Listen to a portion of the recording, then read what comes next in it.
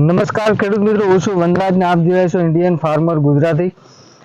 ખાસ વાત કરીએ તો કહેવાય કે ઉત્તર ગુજરાતની આમ તો વાત કરીએ રોજબરોજની જે ખેતી કરતા હોય છે એમાંથી કંઈક થોડા ખેડૂત એવા છે જે બધા ખેડૂતને પ્રેરણાદાયક બને એવી ખેતી પણ કંઈક કરતા હોય છે.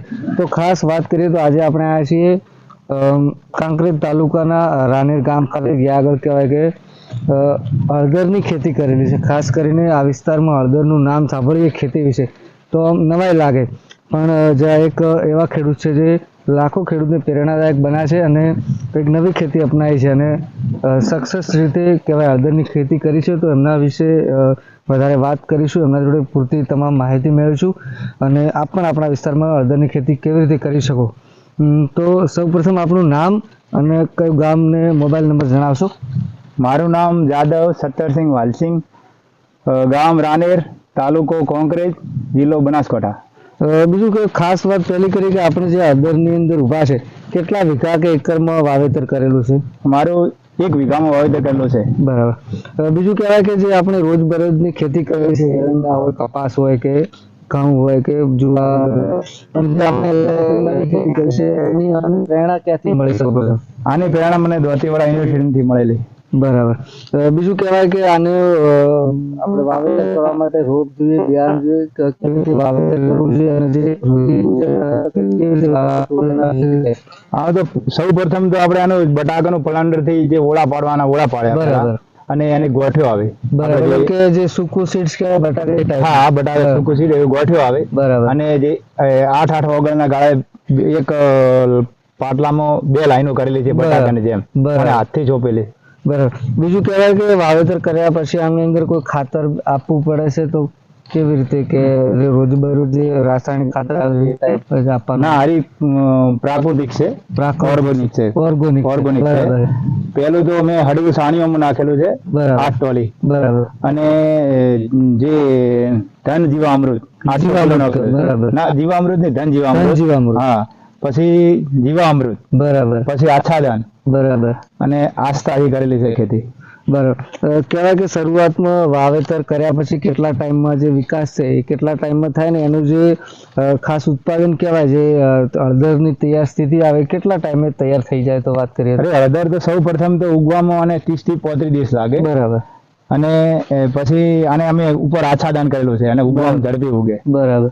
અને આનું ઉત્પાદનની વાત કરીએ તો મારે તો એવી આશા છે કે 700 થી 800 ગ્રામ એક ડોકે નીકળવી જોઈએ. બરાબર. બીજું કહેવાય કે વાવેતર કર્યા પછી કેટલો સમયથી ટોટલ તૈયાર થઈ જાય તો કેટલા દિવસ લાગે અંદાજે? આમાં જો હળદરનો પાવડર બનાવવો હોય તો 8 મહિના લાગે.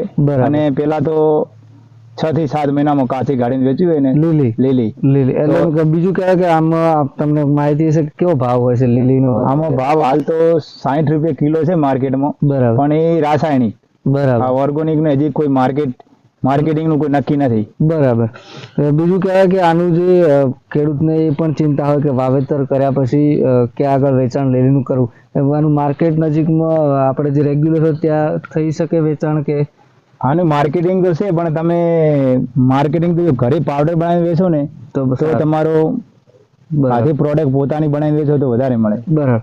બીજું મેન વસ્તુ એ છે કે ખેડૂતને ખેતી તો તમામ પ્રકારની નવી કરવી હોય છે, પણ શરૂઆતથી લઈને અત્યાર સુધીનો જે ખર્ચો કહેવાય અંદાજે કેટલો ખર્ચો થતો હશે? મારે બિયારણ તો આમાં 300 કિલો બિયારણ ગયેલું છે અને જે 50 રૂપિયાના ભાવે આવેલું છે મણ. બરાબર. એટલે 50 ગુણા 300 કરો તો 15,000. બરાબર. અને બીજો તો કોઈ આમાં ખર્ચો નહીં કર્યો, જીવામૃત જ આપેલું. બરાબર. એટલે ટોટલ ખર્ચો ગણો જીવામૃત જે ગોળ ને અમુક જોતું હોય ને, બરાબર, એના કરતા 18 થી 20,000 જેવો ખર્ચો થયેલો છે.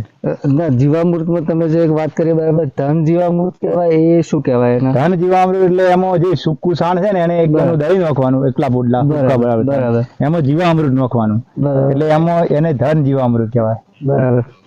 ખાસ આપણે જોયું પ્રમાણે કે જે કહેવાય કે લાખો ખેડૂતના પ્રેરણારૂપ બન્યા છે અને જેનું કામ છે કહેવાય આપણે નજીક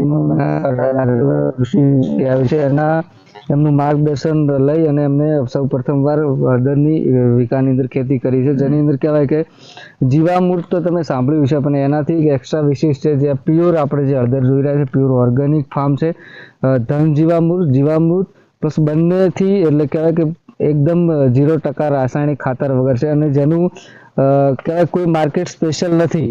હવે પ્રાકૃતિક ખેતીનું જે ઔષધિ કહેવાય હળદર એટલે કે ઔષધિનો ભાગ પણ કહેવાય, એનો ઉપયોગ થઈ શકે તો આનું એક ચોક્કસ માર્કેટ બનશે અને આના ખેડૂત વધારે ભાવ મેળવી શકે અને આવનારા સમયમાં દરેક ખેડૂતો આવી ખેતી કરે.